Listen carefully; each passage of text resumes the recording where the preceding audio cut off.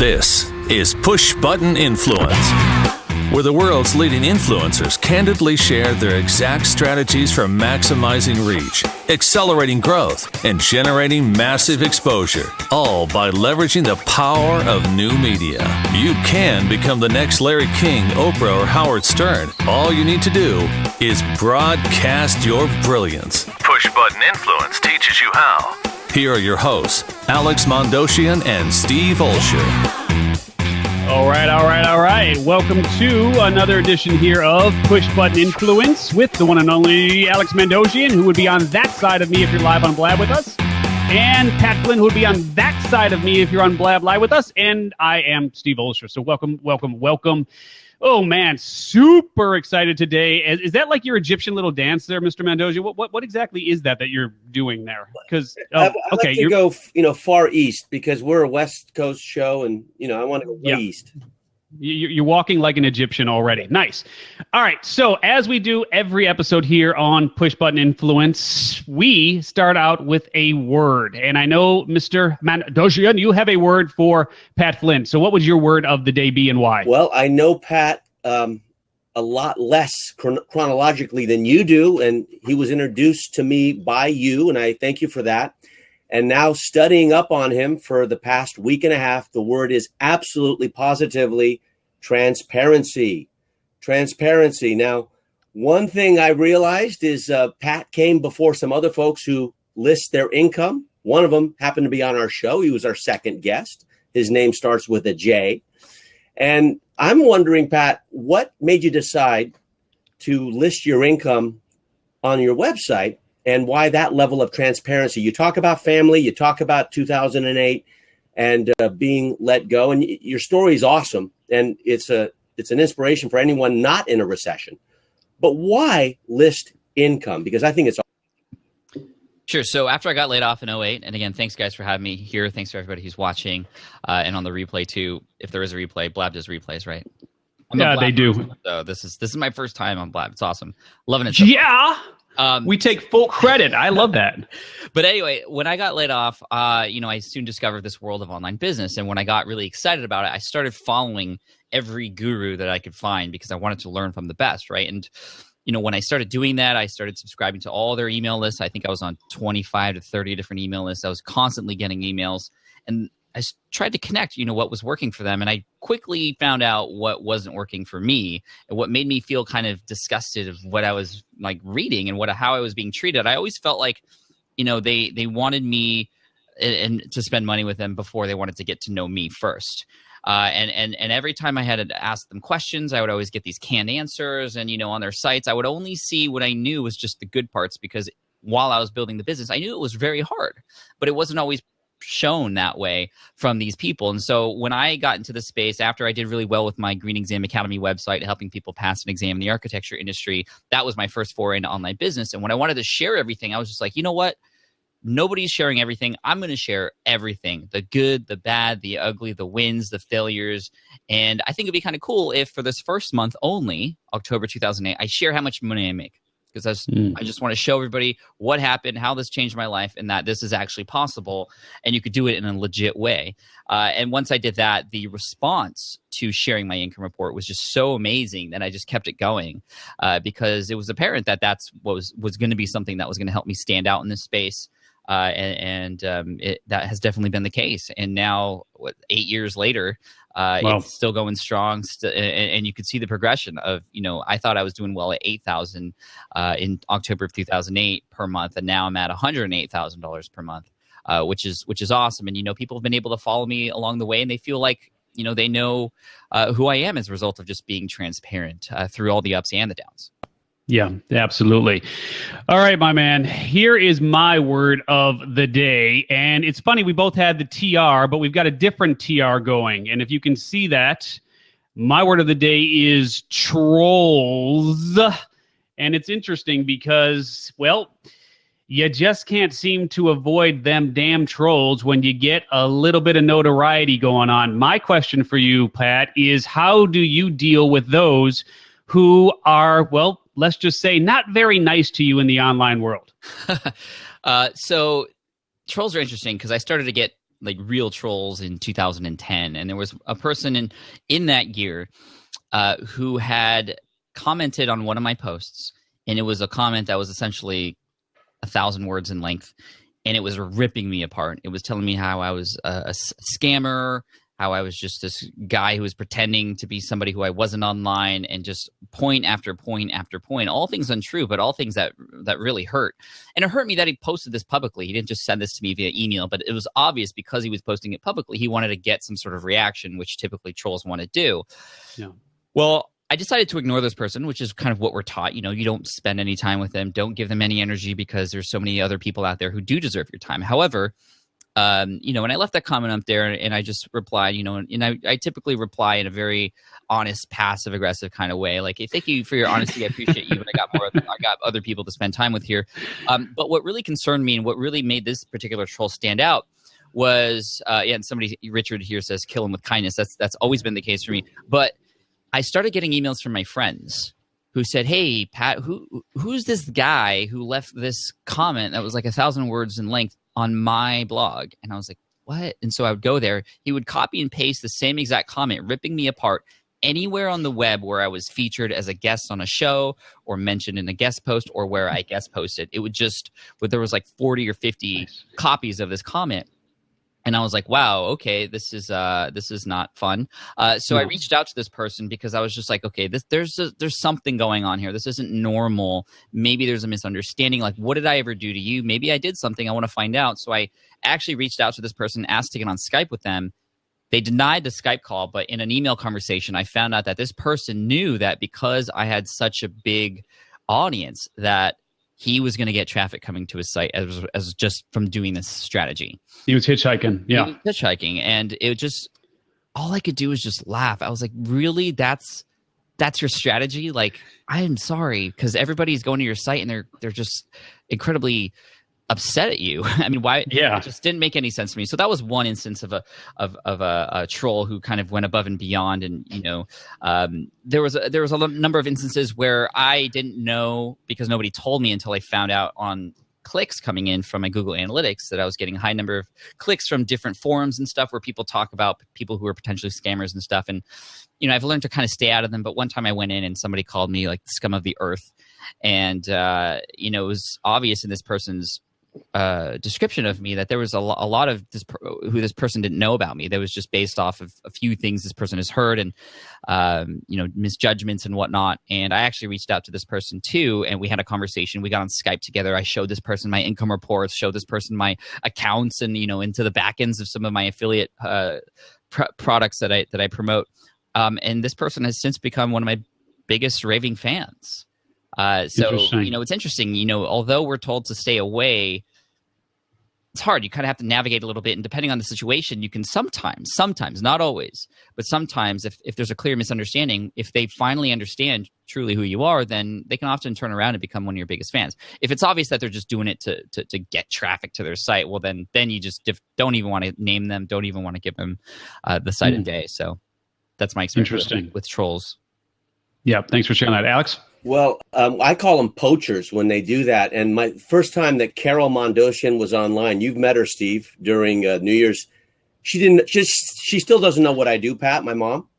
And she goes to a website, says, don't buy from Alex Mandossian until you read this. And so I trademarked my name, and now like a cease and desist will go out so that my mom doesn't see that anymore. But the one thing, I mean, the first site she goes to, right? But the one thing that really spoke to me in just researching you, because as I said, I'm newer to your world than Steve is like 2,500 years ago, a guy by the name of Socrates, who mentored Plato, who mentored Aristotle, who mentored Alexander the Great. He came up with the whole Socratic method. And I noticed the Ask Pat on your website, that whole concept. And it's made me a lot of money over the years of utilizing that Socratic method. I'm wondering, how do you use it in podcasting, and how successful has it become? Because I don't see anything easier and more profoundly powerful than curating through your tribe versus curating through other people. Yeah, I mean, you're absolutely right. It's really easy just to ask your audience what they need help with. And when you do it in a way where it collects their voicemail questions, for example, using SpeakPipe, which is the tool that I use to do that, and you have a podcast and you can put them all together and help even more people than that one person whose question you're asking or who's asking that question, it is massively powerful. So the show, I started this show because I actually started tacking on these voicemail questions at the end of my normal podcast. So you imagine a 45-minute to an hour-long podcast, and I would add an additional question after that, which would often go between 10 and 20 minutes. You know, it became quite a lengthy show, and some people complained because the topic of the question wasn't always matching the topic of the show. So I stopped doing that. And then I met a guy named John Lee Dumas who just happens to do a 45-minute podcast 7 days a week, and I got into a conversation with him at a coffee shop. We became good friends. We are still obviously good friends. And I was like, dude, how in the world do you do all that? Like, you were a machine. And he's like, batch processing, assistance, boom, and that's it. And I was like, oh my gosh, that makes such complete sense. So he does all of his recordings, I think every Tuesday, like knocks them out back to back to back to back. For me, for Ask Pat, I knock them all out Sunday evening. I can do an entire week's worth of episodes in 1 hour, 1 hour and 15 minutes on a Sunday. And so I get to deliver content to 5 specific people answering their question. But not only that, thousands of people are listening to each of those individual shows. Plus, now I have sponsors on the show, so I'm making between $300 and $400 per episode. So for an hour of my time on the weekend, I can make $2,000, serve my audience, have them stay connected in my brand, and build a deeper relationship with me. Not only that, get more exposure to people who haven't found me yet, who through sharing or iTunes or wherever are discovering me. And you're right, the Socratic method and getting your audience involved, people who are listening, they feel like that's a representative of them. A lot of people have the same question, and a lot of people actually play the game where they listen to the question and they pause. This is funny. I just found this out recently, but a number of people do this. They listen to the question, they pause, they come up with their own answer in their head, and then they play to see if my answer matches theirs. Which is really fun. And I'm like, maybe there's a way, you know, to turn that into an app or something. I don't know, but it's so fun. Ask Pat has done really, really well. We just passed, I think 6 million downloads since about 2 years ago. Actually, it's been live for exactly 2 years. And now I'm seeing a lot of other Ask Blank shows coming about. One of my favorites is Ask Gary V. I don't know if he got that idea from me or not, but whatever the case is, he's doing awesome, and I love his stuff too. And so this ask thing, this getting people into your brand by asking them and having them actually influence what you talk about is super important. Steve, really quick, just future and fellow podcasters, as John Lee always says, one thing that Pat just said, those of you watching, assembly line content generation is super important because you're in the zone of creating. And so whether it's a Sunday or Tuesday, like John does, he does 8 guests, and some people don't show up. So that's a good thing, right? Because he has an editorial calendar. If you have a content creation day, and I know many of you are going to start your own podcast, please listen to what he just said, because that's super, super important. It relieves a lot of stress from creating. Yeah, absolutely. So, Pat, does this look familiar? Yes, it does. You remember that? Remember that bad boy? That's when we first met. It is. And I just have to read what you wrote in here. You wrote, Steve, the way you execute on your ideas is awe-inspiring. Thank you for having me in your book and your event, Pat Flynn. I got to tell you, man, it's just like, that is so cool. And I have been thinking about this like all week come on, Alex, now you're going to go grab your book, aren't you? But I've been thinking about this all week, because there is a huge difference between, and yes, it's a shameless plug for the book. Okay, it's Internet Profits, PROPHETS, for those listening on the podcast. Okay, shameless plug. But one of the things that you said, and one of the things that you're so good at, is executing on ideas. Now, over the years, I am sure that there have been many an idea that you executed on that didn't come to pass. Lots of people have lots of ideas. How does Pat Flynn know when it's time to cut the rope? You know, that's the $1 million question, right? Like, how do you know when to stop? How do you know to keep going? Well, it's all about confidence. It's all about having an understanding that this thing that you're actually working on is going to work. And, I appreciate this lead up into what I'm sure that we're going to get into talking about, which is my upcoming book, Will It Fly, which is all about validating your ideas so that you do have that confidence. Through Ask Pat, another byproduct of doing the show Ask Pat is I get these voicemail questions coming in every day. So I get to hear from the voice of my audience what it is their biggest struggles are. I never have to guess anymore. I can see based on the number of people who ask the same question, which ones are most important. And that by far was the number one question. Like, how do I know if this thing I'm working on is going to work or not? And a lot of times you might think, well, you just do it. And if it works, great. If not, you start over. But a lot of us don't have that luxury of the time and the money to just try things blindly. And if you do that, and if you build businesses based on assumptions, or even if you build businesses based on when people say they're going to buy something from you, if you have a good idea, you share it with somebody and they're like, yeah, that's awesome, and you build a business off of that, it's still you're treading on dangerous grounds, because what people say, what people do, it can be completely different. And Tim Ferriss was the first one to talk about business validation and micro-testing back in 2007 when the 4-Hour Workweek came out.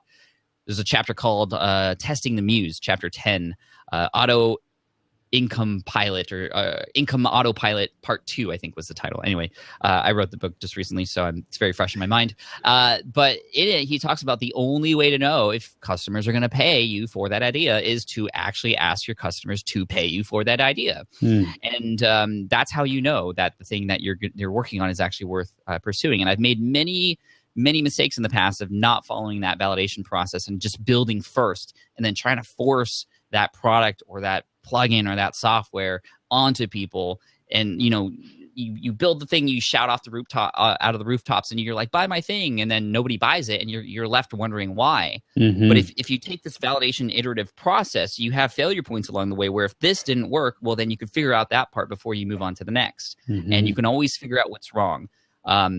And so that's why validation is so important.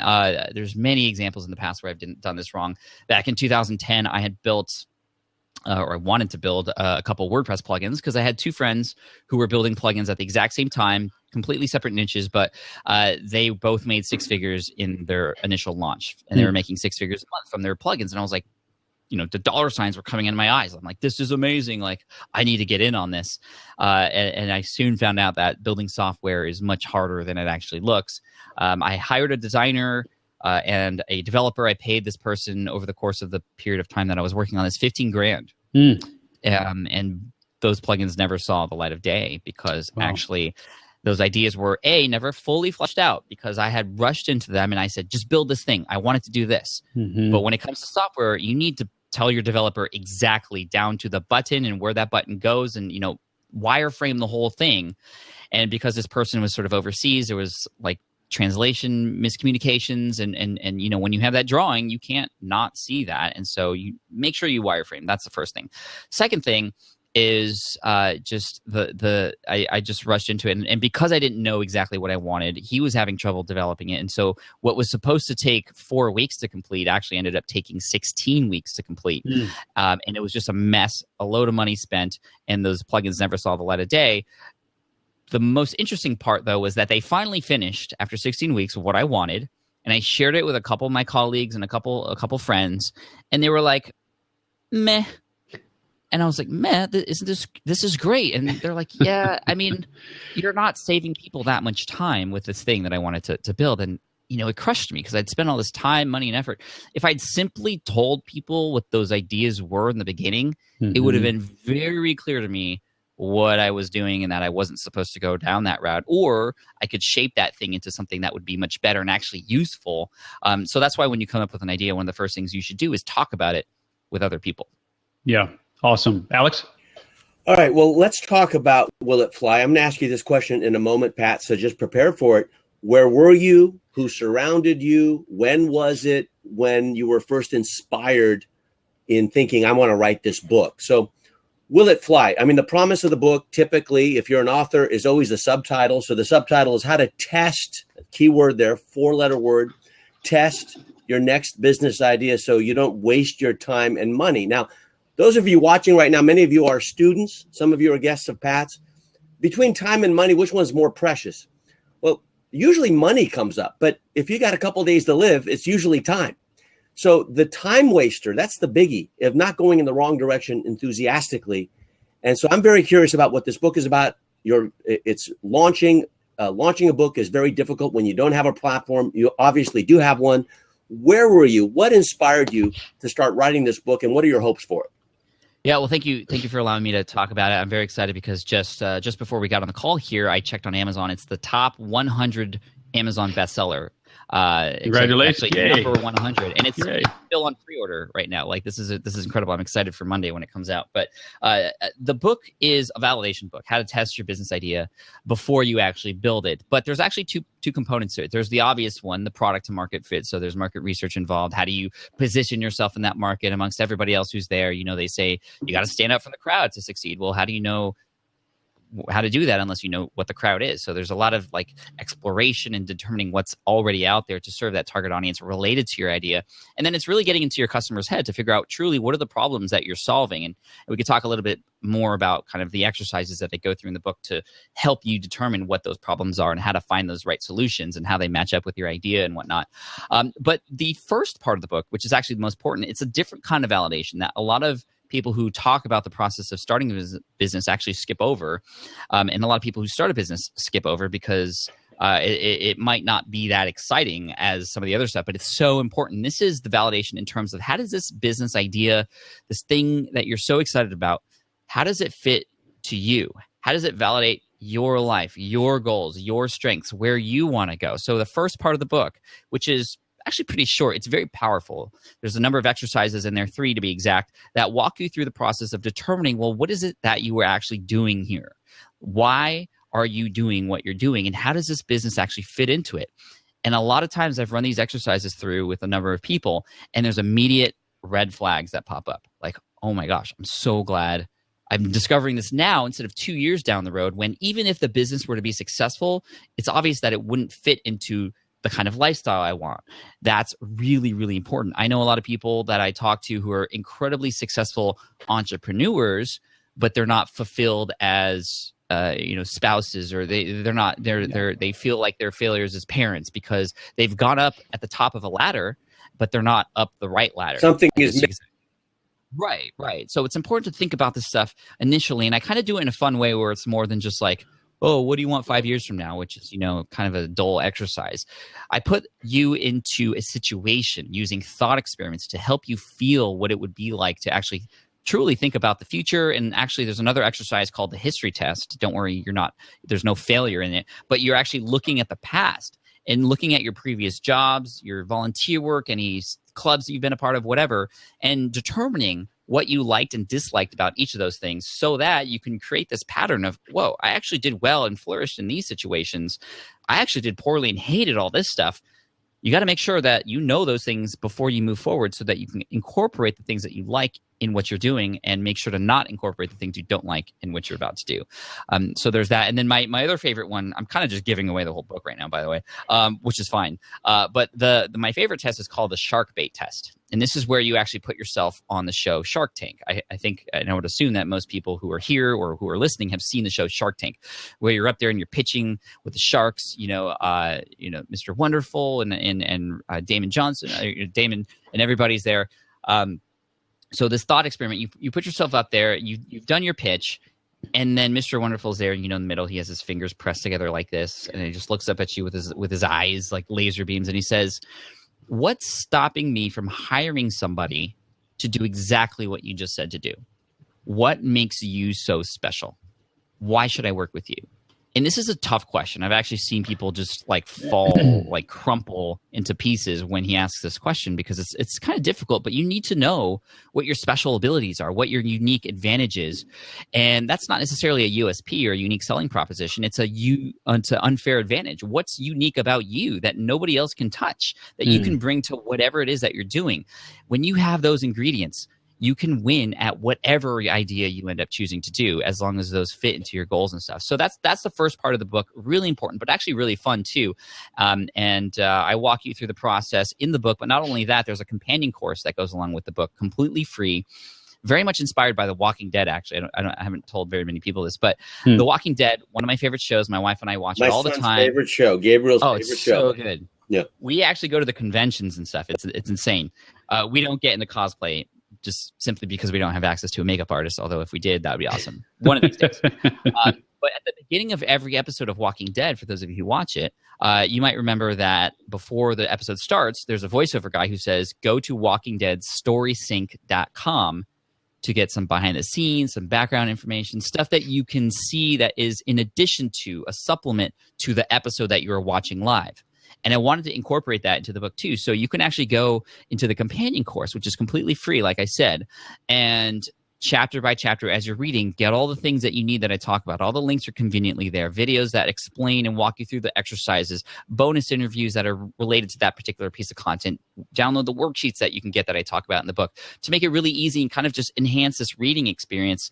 And then from a marketer's perspective, because I tell it like it is, I'm transparent. Obviously, what I'm doing is I'm creating a high value proposition for people to leave me their email address, of course. Mm-hmm. And because I'm using something like teachable.com, which is where I'm housing this free course, that's a cool platform. It's like almost like your own way to create your own Udemy platform on your own site, where once people are in one course, they already have all the information in the system where they just simply need to one-click purchase anything else that you have to offer in the future. So my idea here is, from the book, collect people's email addresses, blow them away with the content, really inspire them. And then in the future, later this year, I have courses coming out that are going to be on the same platform. They're going to use the exact same login information, and it's going to be really easy for me to upsell them into that particular course. And it's just going to be a natural progression, because that course is obviously going to be a perfect continual conversation that we're having. And let's do this, Pat. That was a mini repurposing e-course, all within about 6 months. Yeah, no, very, very good. So, Pat, here's what I want to do, because you're segueing almost like perfectly into what I wanted to ask you, because I know you've had, I mean, we talked about trolls earlier, but I know you've had some backlash, man, over the years about actually trying to make money and make a living doing this stuff. It's like people come to you and you've got all this great content, you've got all this great free stuff, and then all of a sudden you're like, oh yeah, by the way, I have a son who I have to feed, so I might actually have to sell something. And it's like you get all this backlash from people who are like, what the hell, Pat? You know, come on, man, you're giving us all this stuff, and now all of a sudden you're in my pocket. And right. So how do you walk the line, and how do you suggest people walk the line between freemium and just straight up selling? That's a fantastic question, and something that has been in my head for quite a long time, because I was always that guy who, and things have been good. Like, I've been making money through affiliate marketing, which is sort of a win for everybody. People see how much money I'm making in my income reports. So sometimes when I've sold things in the past, people are like, dude, Pat, like, you're squeezing the lemon way too hard here. You're already making a ton of money. Why do you need any more? Why do you need to sell us stuff? So there's a number of things that go along with that. First of all, if you're going to sell something, and this is something I learned, you need to be 100% completely confident in what you are selling. If you are not, then maybe you shouldn't be selling that thing, and maybe those comments are coming in justified. So you need to be completely confident with what you're selling, knowing that that's actually worth what you're asking for, that you're going to be providing even more value in exchange for that money that's coming through on that end. In addition to that, I've also learned that a lot of the things that have changed my life in terms of education and things that I've learned and stuff that I've learned from other people teaching have been paid courses. And because I pay for those courses, I'm more likely to follow through on those actions. Mm-hmm. It's similar to how when I got started with, after I had my son, I started like eating poorly, not sleeping very well. I started to gain some weight. And then I told my friends, I was like, guys, I'm so tired. Like, I need to start working out. And my buddy was like, dude, Pat, P90X, here's a DVD, just pop it in, there you go. And I'm like, hey, if I really want to do this seriously and I really want to go through it, I need to purchase it myself, because then I have skin in the game. I'm going to be more likely to follow through. And I did. And there's actually pictures up somewhere on my site of me without a shirt in the before and after anyway, but that's not important. But again, you need to understand that sometimes, and I know I was doing this, I was actually doing my audience a disservice by not being confident in what I knew I could sell that would actually help people. I learned this from a lot of people like Ramit Sethi and Derek Halpern, who don't sell very often, but I've learned this from Derek. He says when he sells hard, because he knows that if he doesn't, he might not actually help a person who needs it. And so those are all the kinds of things that are on my mind. And then, the other thing to understand is, when I've sold things in the past, some people have spoken up. And usually it's just a very small percentage of people who do that. Yeah. in which case you can talk to them privately or, have a conversation about that. But in most cases, there's 99% of the other people out there who do want to buy it from you, who will get value from it. And if you believe in what you're selling, and if they can feel that and they know it's honest and true, then there's nothing to worry about. This is just a part of the process of selling. You're going to get backlash. But the more, like you said, Steve, the more you give away for free, the more people will expect you to always give away things for free. And you just can't do that. And, again, being honest with the fact that, I have a family, I need to do things to keep us, a roof over our heads. And plus I'm doing a lot of philanthropy now too. It's all going toward that too. So, again, just being honest and being real about everything is always the best way to go. Yeah. And let me just step in here for one quick second, Alex, before you ask your next question here, which is, if you're joining us live on Blab, obviously, if you're listening to the podcast, please join us every Wednesday at 4 p.m. Pacific as we bring to you the world's leading influencers like Pat Flynn and Russell Brunson, John Lee Dumas, and others. And if you are live with us here on Blab, thank you for joining us. If you want to ask Pat a question, the way that we do it, and the bonus of being here live with us, is that when we end the official podcast version of this, and you'll know it because you'll hear the exit music, we then go into the green room, and after that is when we will answer all of your personal questions. So start queuing them up by using /Q at the beginning of your chat line there, and then it will pop over on the left side there as a question, and we will speed run them and get to as many as we can. All right, Alex? Well, I want to mention that Pat is christening, inaugurating, indoctrinating, whichever word you wish, our first bidding auction. And, people have talked about Kiva.org. They're here in San Francisco. Bill Clinton came on about 10 years ago and talked about Kiva. We have donated over $220,000 to Kiva entrepreneurs. And today, for the first time ever, because of Pat, $105 will go to Kiva, thanks to the brothers at pushbuttoninfluence.com. Now, awesome. If you are in the future wanting to bid on a future guest, then please do. 100% of the proceeds go to Kiva.org. $105, just so you don't just shrug your shoulders and say, big deal. Pat just gave 105 days of income to the entrepreneurs who get microloans from Kiva.org. Their daily income is about $1 to $2 a day. And incidentally, about 1.5 billion people on earth make that much. So we're very fortunate here in the United States, and I'm sure if you're watching in other parts of the world. So thank you. 100% goes to Kiva. Pat, thank you. By proxy, it's because of you that Kiva's getting that, and that show will keep going on. We're very proud of doing that. I want to do a quick test in honor of your book, Pat. Is that okay? Absolutely. Before you go on, the $105, can I match that so we can double it really quick? Sure. We will gladly accept. Gladly. Yeah. Yeah. And just so folks are clear, it's going to be pushbuttoninfluence.com/donate. And you'll be able basically to be the sponsor in perpetuity of each episode. And look, you could have been the sponsor of this episode, which will live on in perpetuity for $105. Oh my God, are you kidding? Like, can you imagine a better return than that? But absolutely, Pat. So thank you so much for that. And Alex, we'll try to figure out. Will people be able to continue that? Like it'll climb? Yes. I'll match it up to 1,000 if we get up to 1,000. Wow. Awesome. Very, very, very cool. Awesome. Well, I'm going to give $900 right now, Pat. Awesome. All right, Alex, you had a question. All right, here we go. So I want to test something in honor of your book, because your book is about testing, how to test. That's a key word. Most people talk about it, they don't do it. So I'm on stage and I always test these two words, and it's the middle word of what you're known for. Now, is it okay if we do a quick test live? Sure. Okay. The word passive. Okay. Now everyone talks about passive income. Pat slapped an adjective in front of that and just owns it, dominates it. Smart passive income. Okay. So we're in Blab right now. I want you guys to vote. Now there's two types of income that are usually misconstrued, maybe confused. A, recurring income, or B, passive. Which one speaks to you more? Please type in recurring or passive. And speak from your heart. Vote with your head. Type it in right now. Okay. A or B. A is recurring. B is passive. And we'll get an answer. All right. Here's your question, Pat. I want to talk about this. Family. When I'm with my kids, I'm unplugged. There's no phone connected to me. I'm not connected to the internet or anything. So why is family so important to you? Why do you make it such a big part of who you are? I go to your website, About Pat, bam, there is everything.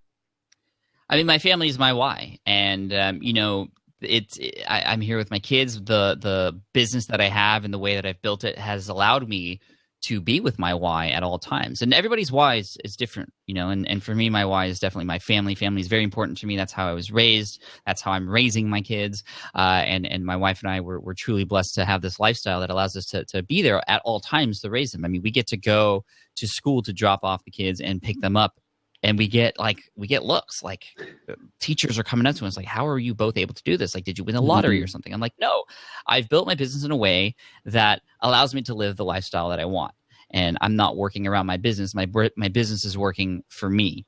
Now, I also know that this is kind of unique in the internet marketing space. This person who talks about family more than cars or houses or that sort of thing. And when I got started in this space, that's all that people were talking about. You're starting to see a lot more people inject their family and personal life into their sites now, which is great because the more you can become a human being, the more likely people are going to connect with who you are and what you have to offer, even if it's the same as somebody else.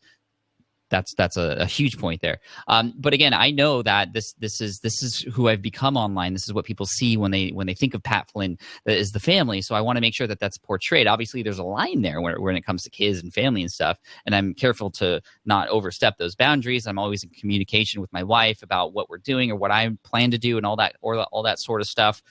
Some of you might have seen the trailer for my book where I actually have my son actually acting in it, which is really cool. And he's only 6 years old. So he did an awesome job. And, my wife and I talked about that because this is obviously going to be seen by a lot of people. But what we were talking about, we were both comfortable with. And, it was obviously going to help show that in terms of why this book is important. It's not just about validating an idea. It's about doing so that you could live the life that you want to live. And for me, it's about family. And then also on top of that, I want people who come to my site to feel like they're a part of the family too. So that's why I'm not afraid to share on Instagram or on Snapchat now. Thanks, Gary V. And, other places that, just random stuff I do hanging out with the kids at home, to show again that I'm real.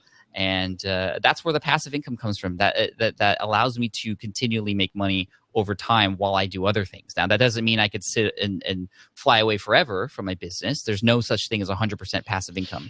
And I'm very upfront about that on my site. But there are ways to utilize the tools and other people so that you can take yourself away from the business and have that income coming in continually. So would you define passive income as making money without working for it? Not in those terms, because when people hear it that way, they're like, oh, push button, I can make money tomorrow, which isn't possible, of course. It's setting up systems, investing time up front in building a business that can then continually pay off later on to a point where you don't have to trade your time for money anymore. That's how I would define it. Yep. Awesome.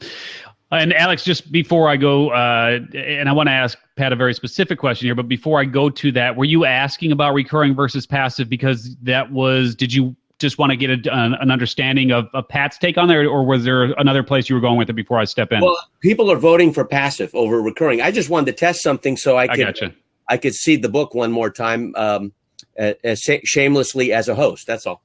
Gotcha. All right, sweet, man. All right, so question for you, and you are really, man, it's like people are always throwing stuff at you like, Pat, check this out. Pat, here's this for free. Pat, blah, blah, blah, right? I mean, they're just like coming at you from all angles. Talk to us about some of you mentioned Teachable earlier. Talk to us about some of the very cool tools and resources that people might not know about that you're feeling like, man, this is definitely something that folks should consider using. Yeah, great question. I love tools and apps and things like that. Teachable is one that I got pretty involved with very recently because the CEO reached out to me knowing that I was going to be at this event. He took me out to lunch, and then we talked about, what he was offering. And, it was really cool because I was actually looking to create courses in the future. And he knew that because he's been following along on the blog. That's a great way to get in front of an influencer, is just follow them online, see what they're up to. And if at any point in time you can provide value to them, reach out to them. This is exactly what they did. And that's how he's been able to capture my attention. Because you're right. I'm getting dozens of emails every day from people who are coming out with new stuff, who are coming out with books, who have opportunities for me to JV partner with them. So it's, for me to curate all that, it's kind of difficult. And so I typically just say no to all of them up front, unless it is something that relates to something I'm working on. But that's just me specifically. But in terms of other tools and things like that, there's one that I've gotten to fall in love with very recently. And this is a tool called Rev. It's an app that you can use to record your voice, which is always handy. But this one in particular, you record your voice or whatever it is that you're listening to, and you press a button, and a person on the other end, a human being, actually transcribes that content that you've just heard for you, which is huge. And for me, I like to read, so that helps. But more importantly, I like to write. And when I'm writing a book, and this book in particular, when I created my first draft, here's how I did it. I brainstormed, I mind mapped, I use Post-it notes. I use Post-it notes all the time for things, all different colors, as you can see, blue, pink, orange. And I use that to get all those ideas in my brain out and visually see them. Because you know what? Our brains do a good job of coming up with ideas, but they're terrible. Our brains are terrible at organizing them, putting order to them, and putting hierarchy to them right on the fly.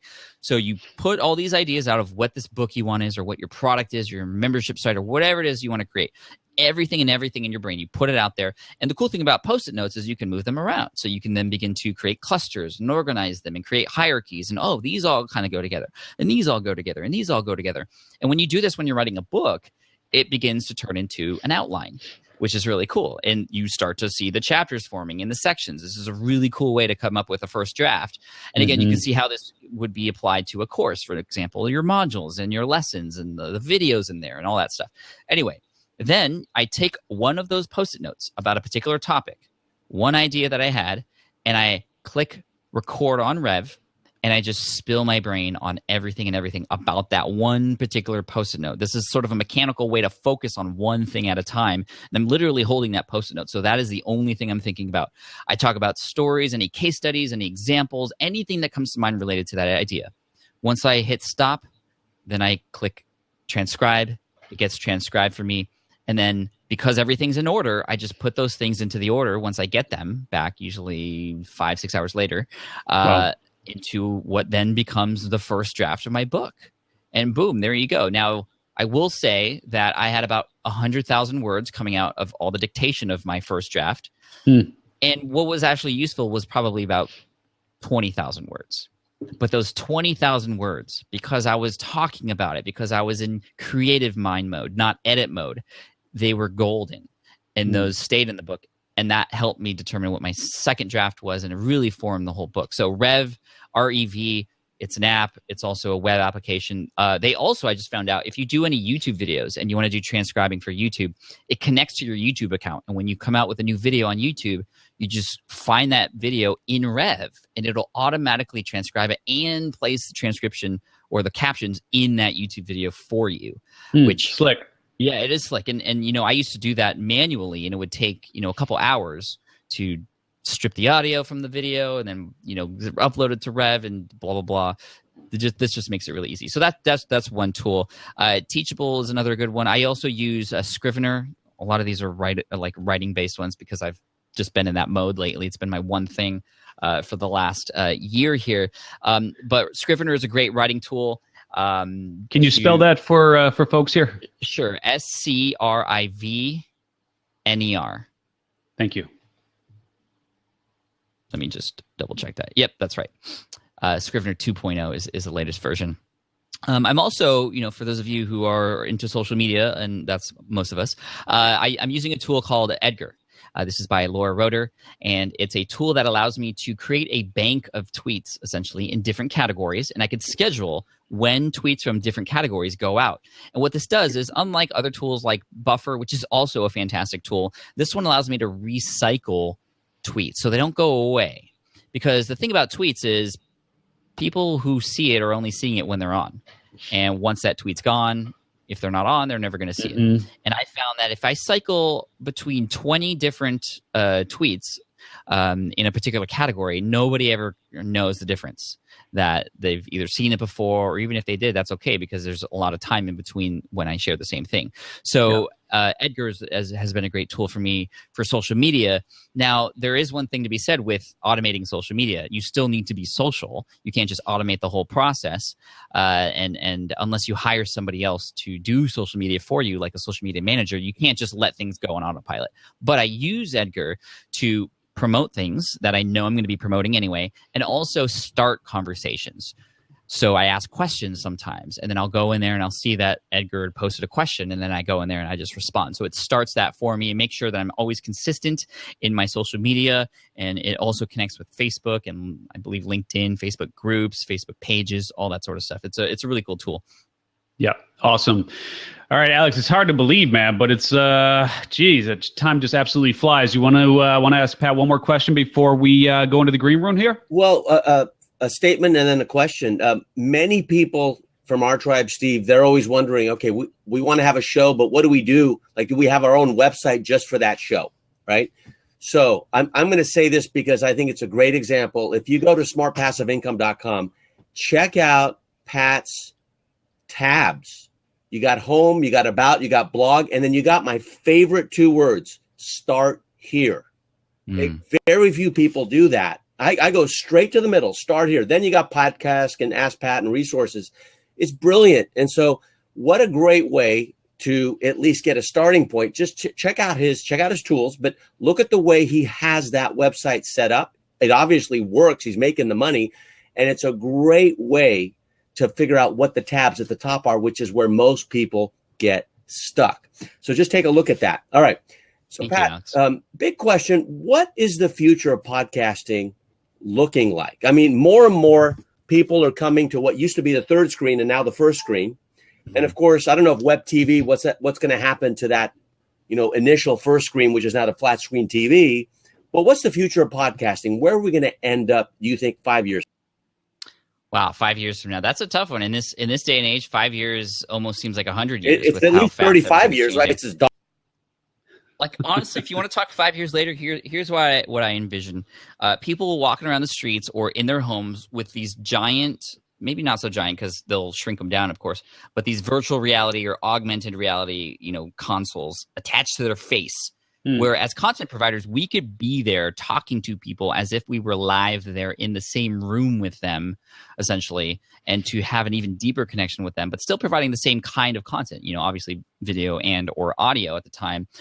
So I can see audio being even more integrated into our everyday lives, like how people are listening to us when they're in their cars or on their walks. It's going to be even more present, I feel, in people's lives.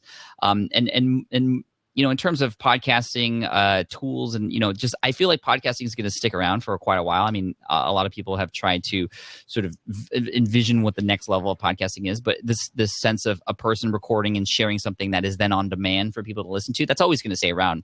But it's just how else it can be enhanced. So that's why this VR augmented reality thing is really exciting to me. And plus all the video games that can go with that. Like, man, I am jealous of my son that he's growing up in this age.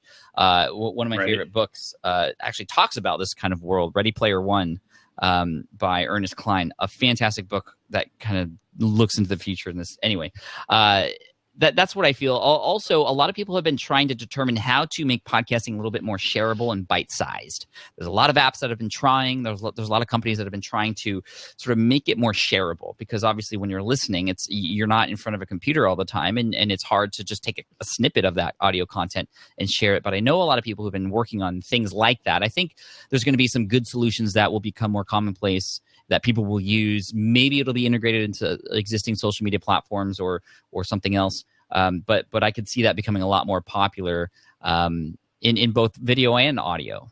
How we can easily share text via Twitter and other social media platforms. Well, it's going to be the same way for audio and video. It's going to be more commonplace, I feel. That's a great prediction. Steve, I want to hear yours. Here's mine.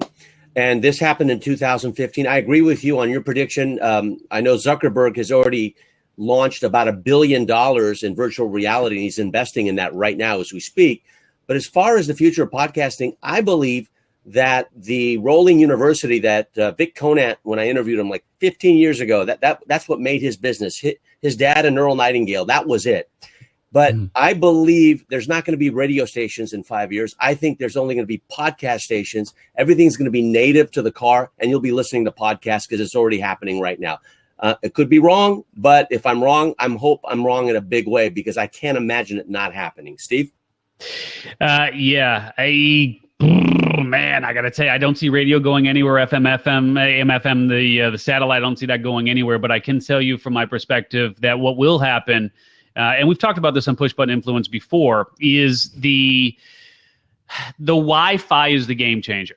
The Wi-Fi in the car is the game changer. As soon as that hits every vehicle on the road, and more importantly, as soon as the autonomous car is in play, and in 5 years, Pat, you know your kid's never going to drive, man. You got that Back to the Future thing, right? Yeah, that damn Elon Musk. But you've got that Back to the Future thing, and if you got your DeLorean still sitting out there, I mean, you know how it is. In 5 years, your kid's not going to be. He's not even going to need to drive a DeLorean when he gets to be 16. So when the autonomous car hits, people are going to be able to do whatever they want, wherever they want in the car, which is still it's still going to be our most popular form of transportation until, of course, the Hyperloop goes everywhere with that Musk guy again.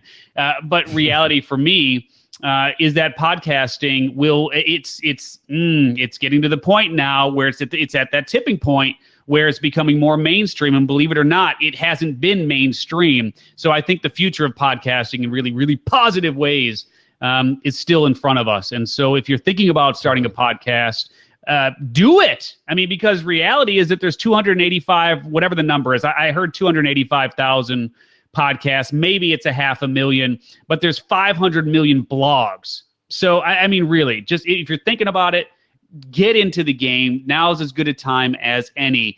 All right, Pat, let's do this as we wrap up the podcast version here of Push Button Influence, and then we play our fancy exit music that Alex loves so much.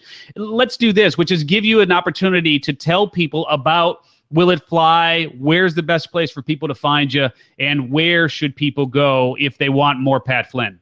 Yeah, thank you for that. And again, thank you guys for listening. Thank you, Steve and Alex, for having me here today. That's awesome. So Will It Fly is going to be available at willitflybook.com. Pre-orders are available until February 1st. If you get it before February 1st, you get some bonuses that go along with it. Even if you buy one, you could buy more, you get more bonuses. But after February 1st, it'll be available on willitflybook.com. Currently, it's sold through Amazon as both a paperback and a Kindle version. The audio version will be coming out likely in March, and then perhaps you'll see it in bookstores later this year. Purely self-published. I'm running some experiments with this, and as I always do with all my experiments, like any good crash test dummy does, I report on what happens to make your lives easier and better and safer. So willitflybook.com, and thank you guys again for allowing me to plug that. Yeah, absolutely. So here's what we're going to do. We are going to end the podcast version of Push Button Influence in today's show with Pat Flynn. We're going to stick around here. Pat, you can stick around for a little bit and answer some questions in the green room, yeah? Yeah, absolutely. I'll be here to the hour. Awesome. So we've got a few more minutes with you. Join us every Wednesday at 4 p.m. Pacific for Push Button Influences. Alex Mandossian, my co-host extraordinaire, and myself, Steve Olsher, bring you the world's leading influencers. And we will talk to you next week with a very interesting show and Mr. Josh Turner, and that should be a lot of fun as well. All right, we're going to end this podcast version, and then we're going to go right into the green room after this fancy exit music. Here we go. You just learned how to broadcast your brilliance. Tune in live to blab.im, Wednesdays at 4 p.m. Pacific, as the world's leading influencers share their proven strategies for leveraging the power of new media. For more information about your hosts, Alex Mandossian and Steve Olsher, to claim your free surprise gift, and to access every episode of Push Button Influence, visit pushbuttoninfluence.com.